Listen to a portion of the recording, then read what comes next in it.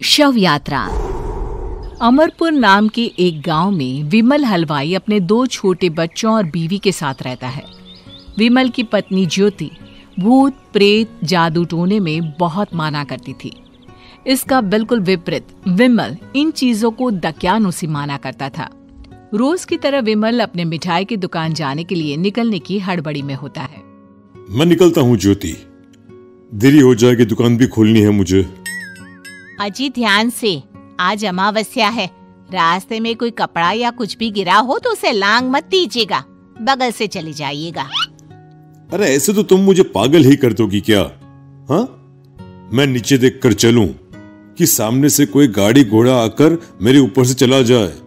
दोनों हालत में तो मेरी ही मौत है। अरे क्यों सुबह सुबह इतनी अपसुगनी बातें कह रहे हो जी? मेरे गांव में तो ऐसा आंखों के सामने होता हुआ देखा है मैंने, इसीलिए कहती हूँ, वरना मुझे क्या, पड़ोसी को तो नहीं कहना चाहती मैं। पति हैं आप मेरे, इसलिए बोल रही हूँ। विमल अपनी मिठाई की दुकान चला जाता है। दुकान पर पहले से ही ग्राहकों की लंबी लाइन लगी हुई थी।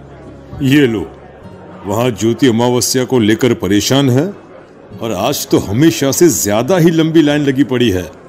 अच्छी खासी बिक्री होगी आज। विमल दुकान खोलता है। एक के बाद एक ग्राहक उसकी दुकान पर मिठाई ले रहे होते हैं। तभी गांव की एक बूढ़ी औरत विमल से कहती है, जिस तेजी से बिक्री हो रही है, कहीं किसी की नजर ना लग जाए, नींबू मिर्ची टांग ले। अरे क्या चाची तुम भी, ये सब नजर बजर कुछ नहीं होता है। कैसे लोग हैं मेरे आसपास। अपनी दुकान से शाम को विमल हंसते कूदते वापस घर आता है। हाँ, आज तो अच्छी खासी बिक्री हुई है। 1 महीने में जितनी बिक्री होती है, एक ही दिन में आज उतने पैसे कमा लिए मैंने। ये तो बहुत अच्छा हुआ जी, आज ही घर की नजर उतारी है मैंने।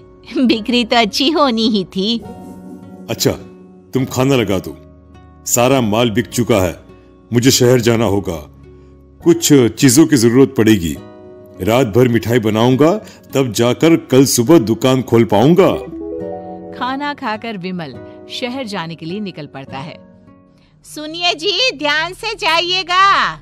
चौरस्ते पर किसी जादू टोने की चीज पर पैर मत रख दीजिएगा। हे भगवान, हद हो गई ज्योति, ये तो मैं जा रहा हूं। विमल गुस्से से शहर जाने निकल पड़ता है।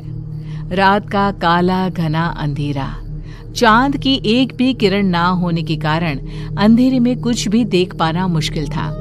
जंगल के बीच के एक अधकच्चे रास्ते से विमल जा रहा होता है।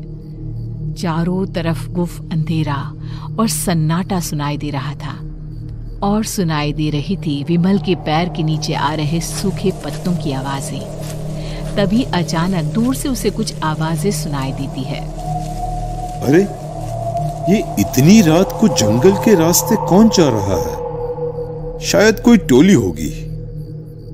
राम नाम सत्य है, राम नाम सत्य है, राम नाम सत्य है, राम नाम सत्य है। धीरे धीरे आवाज कुछ कुछ सुनाई पड़ती है। आवाज धीरे धीरे और नजदीक आती सी लगती है। विमल देखता है कि उसके सामने से सजी